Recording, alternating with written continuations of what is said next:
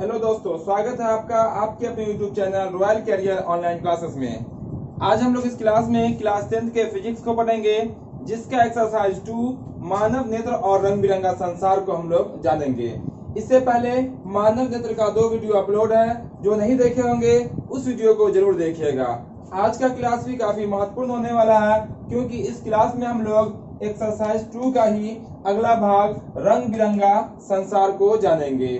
इसमें हम लोग जानेंगे श्वेत प्रकाश में कितने रंग होते हैं, प्रिज्म क्या होता है, स्पेक्ट्रम क्या होता है, और भी जानकारियां हम लोग लेने वाले हैं। तो आज का क्लास हम लोग शुरू करते हैं। सबसे पहला टॉपिक आज का है प्रिज्म, यानी कि इसको अंग्रेजी में भी हम लोग प्रिज्म कहते हैं। कांच का बना वह पारदर्शी माध्यम जिसके दो कोई भी सम्मुख फलक आपस में समांतर नहीं होते हैं, प्रिज्म कहलाता है। आपके सामने एक डायग्राम दिख भी रहा होगा।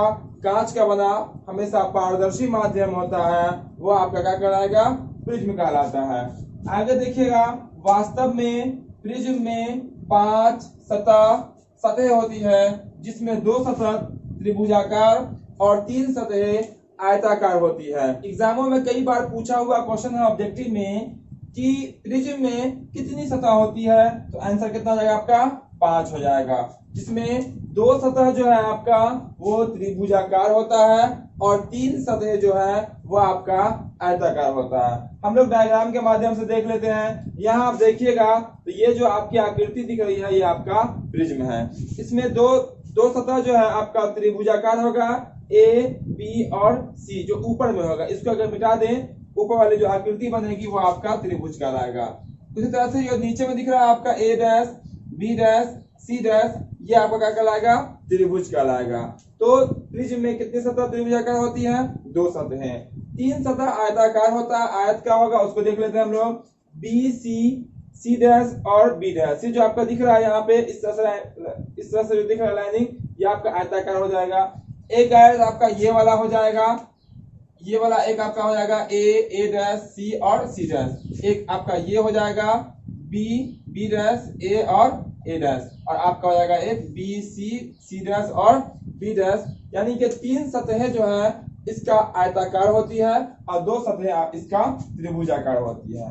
तो हम लोग अब जो है अगले टॉपिक को देख लेते हैं, प्रिज्म का कोण, यानी कि प्रिज्म का जो एंगल होता है उसको हम लोग जानते हैं। प्रिज्म के किन्हीं 2 अपवर्तक सतहों के बीच के कोण को प्रिज्म का कोण कहते हैं। ध्यान देंगे, यहाँ पे कोई सतह ले लिया, यहाँ पे ए बी सी ले लिए हैं, यहाँ पे प्रिज्म का, इसमें 2 अपवर्तक सतह जो है उसके बीच का जो कोण है, जैसे यहाँ देखिए ए, यहाँ पे ए बी और ए सी 2 अपवर्तक सतह है, इसके बीच जो एंगल बन रहा है यहाँ पे ए, इसी को हम लोग कहेंगे प्रिज्म का कोण। अब आगे हम लोग समझते हैं प्रकाश का वर्ण विक्षेपण। तो ध्यान से यहाँ देखिएगा, जब श्वेत प्रकाश या सूर्य का प्रकाश एक प्रिज्म से होकर गुजरता है तो वह अपने विभिन्न रंगों में बढ़ जाता है। इसी विभिन्न रंगों में बंटने की जो क्रिया होती है वही आपका प्रकाश का वर्ण विक्षेपण कहलाता है।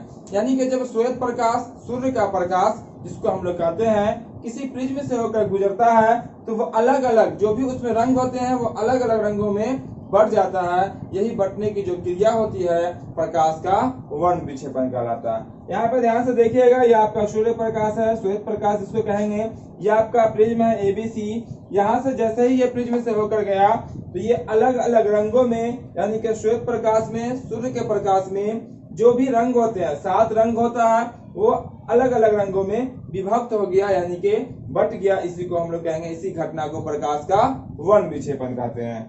ध्यान देंगे आगे, श्वेत प्रकाश 7 रंगों का मिश्रण होता है, जिसमें लाल रंग का फैलाव सबसे कम और बैंगनी रंग का फैलाव सबसे अधिक होता है। कई बार एग्जामों में पूछा गया क्वेश्चन है, किस रंग का फैलाव सबसे कम होता है, इसका आंसर हो जाएगा आपका लाल। और सबसे अधिक किस रंग का फैलाव होता है, तो बैंगनी रंग का। यहाँ ध्यान दीजिएगा, यहाँ पे यही श्वेत प्रकाश का 7 रंग होता है। इस रंग को याद करने के लिए एक शॉर्ट ट्रिक भी है, बै जा नी ह पी नाला, इस तरह से हम लोग करके इसको याद कर लेते हैं। लेकिन जब भी इसको लिखेगा क्रम को तो बैगनी आपका नीचे ही लिखाएगा और बैगनी का झुकाव सबसे अधिक होगा। आप देखिएगा यहाँ तो लाल रंग का झुकाव सबसे कम होता है, इसका फैलाव भी सबसे कम होता है। बैगनी का झुकाव सबसे अधिक होता है, बैगनी का फैलाव भी सबसे अधिक होता है। इसके बाद ध्यान देंगे यहाँ पे हम लोग वर्णपट, जिसको हम लोग स्पेक्ट्रम कहते हैं। जब श्वेत प्रकाश को प्रिज्म से गुजारा जाता है तो जिस पर्दे पर यह रंग दिखाई देती है उसे वर्णपट कहते हैं। ध्यान दीजिएगा यहाँ पे श्वेत प्रकाश को जैसे ही हम लोग यहाँ प्रिज्म से गुजारे तो ये प्रिज्म से गुजरने के बाद अलग अलग रंगों में बट गया और वो एक पर्दे पर दिखाई दे रहा है। इसी पर्दा को हम लोग क्या कहेंगे, स्पेक्ट्रम कहेंगे, यानी कि वर्ण विक्षेपण कहेंगे। उम्मीद करते हैं आपको यह पूरा समझ में आ गया होगा। तो इसके बाद वाले हम लोग टॉपिक को देखते हैं। अब हम लोग वर्णपट के बारे में जान लेते हैं। वर्णपट कितने प्रकार का होता है? तो वर्णपट आपका 2 प्रकार का होता है। पहला आपका शुद्ध वर्णपट, जिसको हम लोग प्योर स्पेक्ट्रम कहते हैं। वह वर्णपट जिस पर सभी रंग स्पष्ट रूप से दिखाई देते हैं वह आपका प्योर स्पेक्ट्रम कहलाता है। यानी जैसे यहाँ पे बनाए थे अभी एक प्रिज्म, एक पर्दा बनाए थे जिसे हम लोग स्पेक्ट्रम कहते हैं। यहाँ पे अगर आप देखिएगा तो ये आपका प्योर स्पेक्ट्रम था, क्योंकि यहाँ पे सभी रंग साफ साफ स्पष्ट रूप से दिखाई दे रहा था। फिर हम लोग दूसरा देखते हैं। दूसरा का नाम है आपका अशुद्ध वर्णपट, जिसको इम्प्योर स्पेक्ट्रम कहते हैं। वह वर्णपट जिस पर एक रंग दूसरे रंग पर ओवरलैप यानी कि चढ़ा हुआ, एक रंग के ऊपर दूसरा रंग आपका चढ़ा हुआ रहेगा, उसे हम लोग अशुद्ध वर्णपट कहते हैं। जैसे ध्यान दीजिएगा यहाँ पे हम बैगनी सबसे पहले नीचे लिखे गए थे, बैगनी लिखे थे, उसका जामुनी, अब जामुनी इसी पर लिख देंगे, नीला इसी पर लिख देंगे। यहाँ से आपको स्पष्ट रूप से दिखाई नहीं दे रहा है कि कौन कौन सा रंग यहाँ पे लिखा हुआ है। एक रंग के ऊपर दूसरा रंग आपका चढ़ा हुआ है, इसी को हम लोग कहेंगे इम्प्योर स्पेक्ट्रम। अब हम लोग देखते हैं वर्णाद। वर्णाद के बारे में जानते हैं, जिसको हम लोग अंग्रेजी में कलर ब्लाइंड कहते हैं। ध्यान दीजिएगा वर्णाद के बारे में। तो इसको समझने के लिए आपको सबसे पहले इसको समझना पड़ेगा कि रेटिना में बहुत सारे तंतु पाए जाते हैं, जिसमें मुख्य रूप से 2 होता है। एक का आकार होता है छड़ का, दूसरा का आकार होता है आपका शंकु का। छड़ वाला जो आपका तंतु होता है वो आकार को बताता है, जबकि शंकु के आकार की जो तंतु होती है वो आपको कलर को बताता है। तो यहाँ समझिए, कुछ ऐसे मनुष्य होते हैं जिनके आंख की रेटिना में कुछ शंकु यानी कि तंत्रिका तंतु नहीं होते, जिस कारण वह कुछ रंगों को नहीं देख पाता है। तो ऐसे मनुष्य को वर्णाद यानी कलर ब्लाइंड कहा जाता है। तो ध्यान देंगे यहाँ पे कलर ब्लाइंड यानी कि रंगों का रोग होता है ये। इसमें सब रंग को स्पष्ट रूप से दिखाई नहीं दे पाता है यहाँ पे सब रंग, उसको हम लोग कहेंगे कलर ब्लाइंड कहेंगे। अब हम लोग बात कर लेते हैं वायुमंडलीय अपवर्तन। वायुमंडल में घटने वाली प्रकाश के अपवर्तन की घटना को वायुमंडलीय अपवर्तन कहते हैं। हम लोग इससे पहले क्लास में पहले ही चैप्टर में पढ़ चुके हैं प्रकाश का अपवर्तन क्या होता है। जब प्रकाश एक माध्यम से दूसरे माध्यम में जाती है तो उसके दिशा में होने वाले परिवर्तन को प्रकाश का क्या कहते हैं हम लोग, अपवर्तन कहते हैं। तो वायुमंडल में जो प्रकाश के अपवर्तन की जो घटना होती है उसी को हम लोग कहते हैं वायुमंडलीय अपवर्तन। जैसे जिस कारण से हमें तारों का टिमटिमाना दिखाई पड़ता है। अब हम जस्ट इसके बाद पढ़ लेते हैं हम यहाँ पे, तारे हमें टिमटिमाते हुए क्यों नजर आते हैं। बहुत ही वीवीआई क्वेश्चन है ये, एग्जाम में हमेशा पूछता है तारे हमें टिमटिमाते हुए नजर क्यों आते हैं, या तारे हमें टिमटिमाता हुआ प्रतीत क्यों होता है। वास्तव में तारे के पास खुद की रोशनी होती है, खुद का प्रकाश होता है। तारा टिमटिमाता हुआ नहीं होता है, लेकिन वह हमें टिमटिमाता हुआ नजर आता है।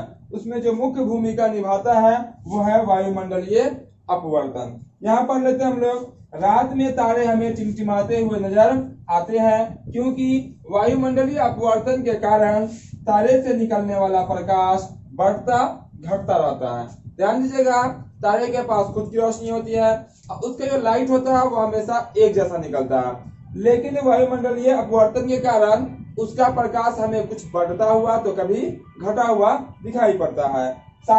जब तारे का प्रकाश बढ़ता है तो वह चमकीला और जब प्रकाश घटता है तो वह हमें धुंधला दिखाई देता है। ध्यान दीजिएगा, जब तारे का प्रकाश हमें तेजी से आती है यहाँ पृथ्वी तक तो वह हमें चमकीला दिखाई पड़ता है, लेकिन जब प्रकाश को आने में कोई रुकावट उत्पन्न होती है तो वह हमें धुंधला दिखाई देता है। तो ध्यान देंगे, तो चमकीला और जब प्रकाश घटता है तो वह हमें धुंधला दिखाई देता है। इस तरह बार बार तारे का चमकीला या धुंधला दिखाई देना तारे का टिमटिमाना कहलाता है। तो ध्यान देंगे, तारे का टिमटिमाना वायुमंडलीय अपवर्तन के कारण होता है। तो हम लोग इसके बाद और भी जो भी टॉपिक है उसको समझ लेते हैं। अगर आपको क्लास अच्छा लग रहा हो तो वीडियो को लाइक जरूर करें और दोस्तों के साथ शेयर भी। तो हम लोग इसके आगे वाले टॉपिक को देखते हैं।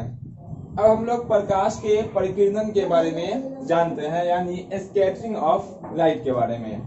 जब सूर्य का प्रकाश पृथ्वी के वायुमंडल में पहुंचता है तो वायुमंडल में उपस्थित गैसों के जो अणु होते हैं और परमाणु प्रकाश को अवशोषित कर लेता है और पुनः सभी दिशाओं में प्रकाश को उत्सर्जित करता है। इसी प्रक्रिया को प्रकाश का परिकिरणन कहते हैं। ध्यान दिए होंगे आप सभी लोग, आपका रूम बंद होता है फिर भी आपके रूम में रोशनी पहुंचती है। ऐसा इसलिए होता है क्योंकि जो बाहर में कोई कण होते हैं उस पर जब सूर्य की रोशनी पड़ती है तो वह कुछ भाग को अवशोषित कर लेता है और फिर पुनः उसे उत्सर्जित करता है सभी दिशाओं में, जिस कारण से वह हमारे रूम तक पहुंच जाती है और हमारा कमरा उजाला हो जाता है। वही ये जो घटना घटती है, इस घटना को हम लोग प्रकाश का परिकिरणन यानी स्कैटरिंग ऑफ लाइट कहते हैं। आकाश का नीला रंग, सूर्योदय और सूर्यास्त के समय सूर्य का लाल दिखाई देना, ये सब घटनाएं प्रकाश के परिकिरणन के कारण ही हो पाती है। इसके बाद हम लोग जानते हैं अंतरिक्ष यात्री को आकाश काला दिखता है, क्यों? ध्यान दीजिए, यहाँ पे अंतरिक्ष में न कोई कण होता है और न कोई वायुमंडल होता है। अंतरिक्ष में न कोई कण वहां उपस्थित होता है न वहां वायुमंडल होता है, इसीलिए वहां प्रकाश का परिकिरणन नहीं हो पाता है। परिकिरणन नहीं होने के कारण अंतरिक्ष यात्री को आकाश काला दिखता है। जब तक वहां कोई कण या वायुमंडल ये कण नहीं होगा वहां प्रकाश का परिकिरणन नहीं होगा और वह क्षेत्र का हो जाएगा, अंधेरा हो जाएगा।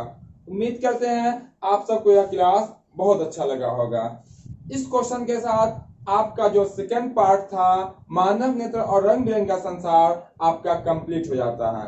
इसके बाद हम लोग मानव नेत्र और रंग बिरंगा संसार से जो भी ऑब्जेक्टिव टाइप्स क्वेश्चन पूछे जाते हैं उसको हम लोग फिर से एक बार रिपीट करेंगे। तो उम्मीद करते हैं आज का क्लास आपको बहुत अच्छा लगा होगा। तो वीडियो को लाइक, शेयर और कमेंट जरूर करेंगे। साथ ही साथ जो चैनल पे नए हो चैनल को सब्सक्राइब करके बेल आइकन को ऑन कर देंगे ताकि जो भी एजुकेशनल वीडियो अपलोड होगी उसका नोटिफिकेशन सबसे पहले आप तक पहुंचेगा। तो फिर मिलते हैं हम लोग अगले क्लास के अगले वीडियो में।